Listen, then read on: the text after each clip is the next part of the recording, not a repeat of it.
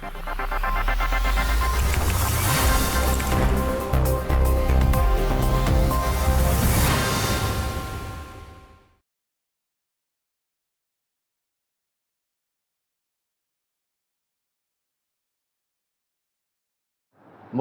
ძვირფასო ტელემაყურებლებო, ჩვენ ვიმყოფებით დღეს აბანო თუმანში, კერძოდ ორმოც სებასტიელ მოწამეთა ეკლესიის გარე ტერიტორიაზე, სადაც ისტორიას დასასრული არ უჩანს.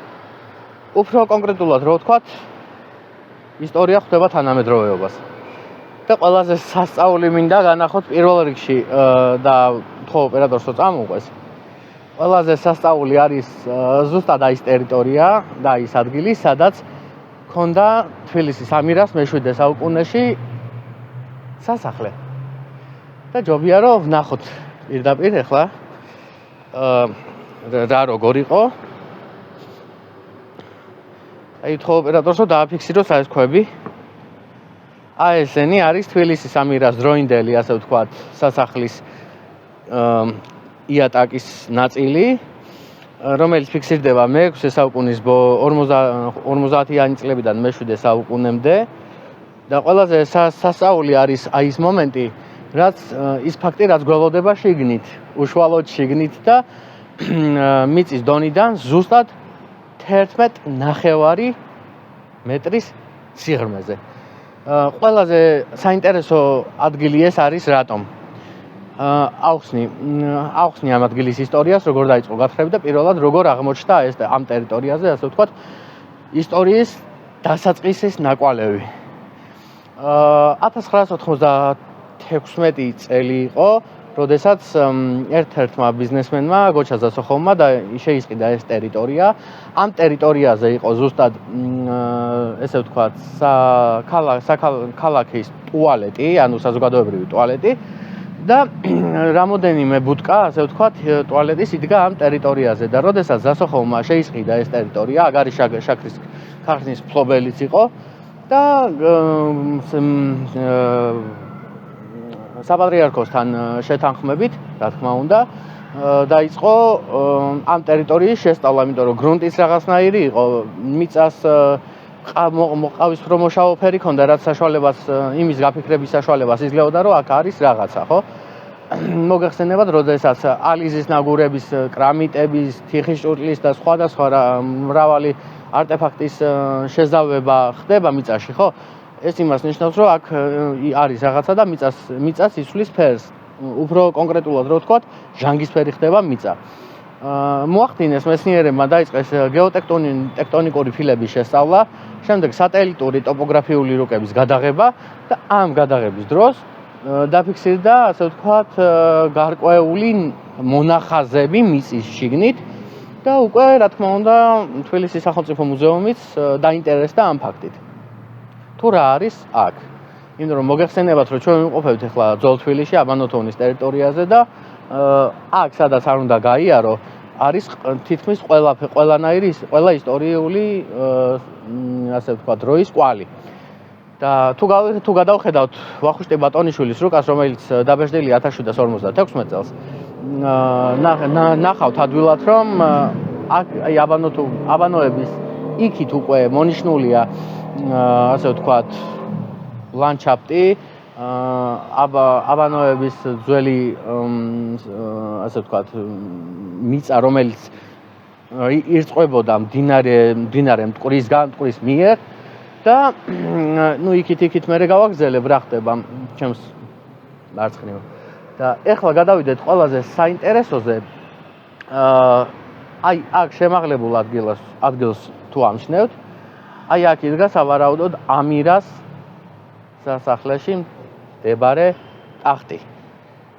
და სავარაუდოდ ეს გვაძლევს იმის, ასე ვთქვათ, გაფიქრების საშუალებას, რომ ამირას ზუსტად აქ იდგა ტახტი, აქედან გასცემდა ბრძანებებს, აქ მოდიოდნენ ქურუმები, მოსამსახურეები, ასე ვთქვათ და ყველაფერი ხდებოდა აი ამ ტერიტორიაზე რა.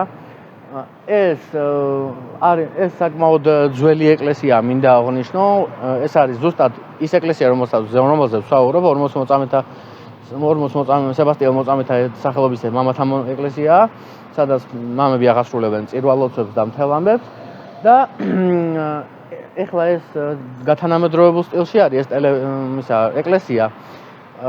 ხო, სულ ტელევიზია მაგერია ხო და ყველაზე საინტერესო ის იყო, რომ ამას სამრეკლოც ჰქონდა, რომელიც დაახლოებით ვახტანგ გორგასლის პერიოდში აშენდა ამ ეკლესიის პირვანდელი ისახე. და შემდეგ უკვე როგორ მოგეხსენებათ, რომ აღმახმად ხანი შემოვიდა თბილისში, ჩინგისხანი და მთელი ამბები. და თბილისი უკვე ყველა მისით რამდენჯერ გადაიტანა თბილისმა აოხრება, დანგრევა, მერე ხელახლა აღდგინება, დგებოდა ფენიქსივით და ანუ მთელი ასე ვთქვათ ისტორია იწერებოდა აი ამ ადგილას. ეხლა ოპერატორს ხო რომ აი იქით წავიდეთ აღმოსავლეთ ფასადისკენ და ორი ძალიან საინტერესო რაღაცა მინდა რომ განახოთ. ხო და ეხლა ვიმყოფებით აი იმ ადგილას, სადაც ასე ვთქვათ უკვე იწყება რომაელების ეპოქა, რომის იმპერიის აღზევება რა, ასე ვიტყვი. და ეს ყველას გონია რომ აი რომაელები შემოვიდნენ პირველ საუკუნეში, მეორე საუკუნეში, არა.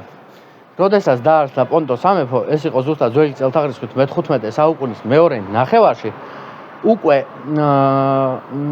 არგონავტების დროს, როდესაც ისინი შემოვიდნენ კოლხეთის დაბლობზე, კერძოდ აიაში, დღევანდელ ქუთაისში, ოქროს საწმისის წაღების მიზნით, მაშინ უკვე პონტო სამეფო იყო ძალიან გაფართოებული, ძალიან მსხვილი მასშტაბური ტერიტორია ეკავა მას და მართავდა პონტო სამეფოს მითრიდატე.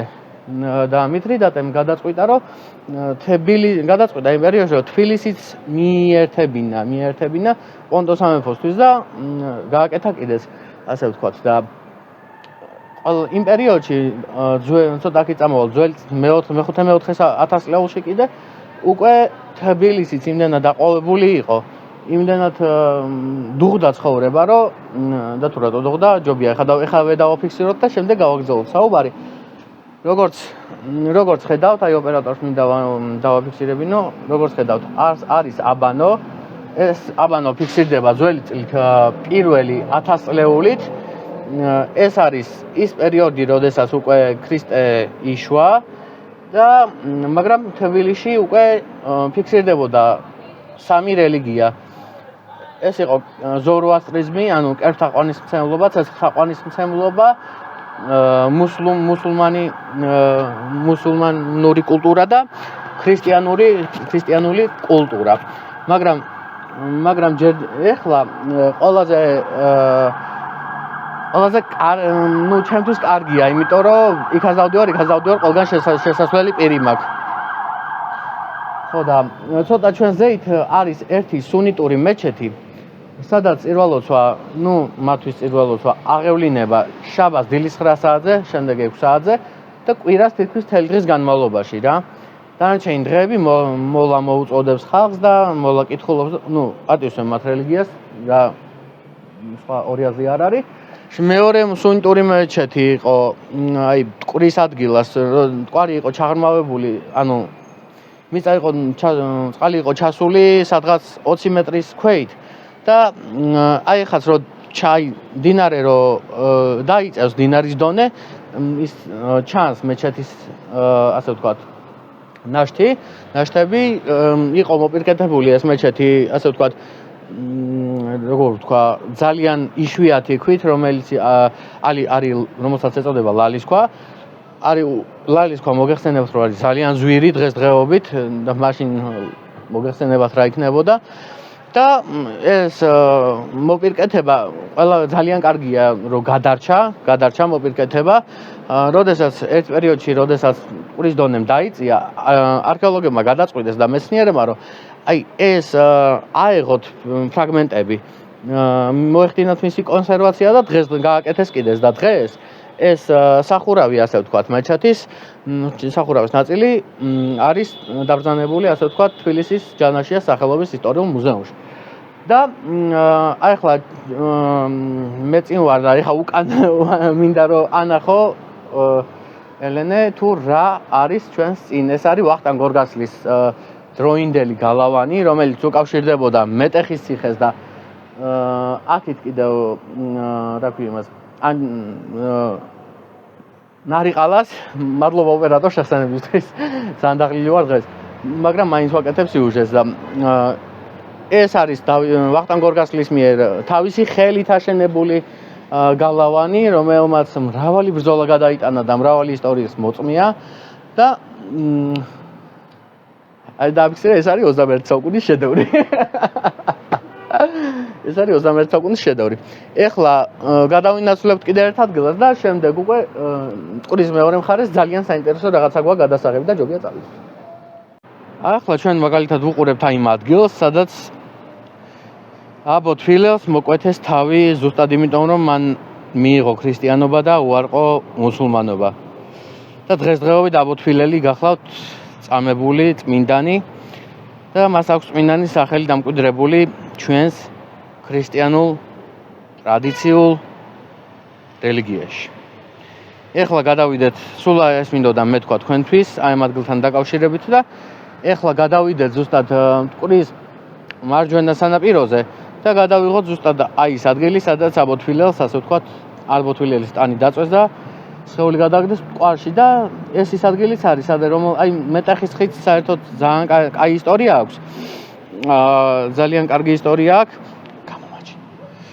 ძალიან კარგი ისტორია აქვს, იმიტომ რომ 100,000 მოწამეს ზუსტად მეტეხის ხიდზე მოკვეთეს თავები. 100,000 მოწამეს.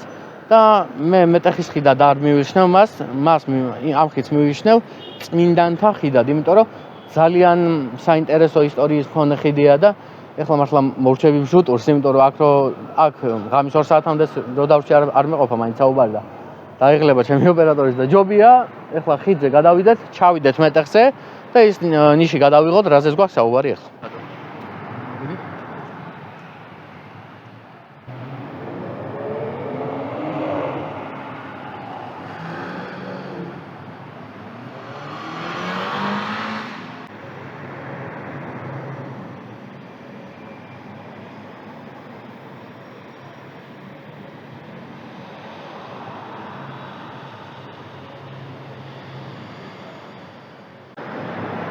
მოკლედ შემოგთავაზეთ, გააჩვენეთ ყველაფერი, რაც ასე თუ ისე მნიშვნელოვანი იყო, რაც ასე თუ ისე ისტორიის მატარებელი იყო და ვგონებ, რომ შემდეგ მომავალ კვირას უკვე ეცლება ჩემ ოპერატორს კიდევ ერთხელ რომ დამიტკბოს დრო და თაბორის მონასტერზე მინდა ასვლა მამა ბართლომესთან და იმედია დამთანხმდება ინტერვიუზე და გავაკეთებთ ყველაფერს თქვენთვის. მე კონსტანტინე ჯაფარიძე გახდით, ეს იყო პოდკასტი, რა თქმა უნდა, ჩემთან ერთად, სხვა ვინ იქნება არ ვიცი და პოდკასტის წარმდგენია კომპანია AKEST. მადლობა.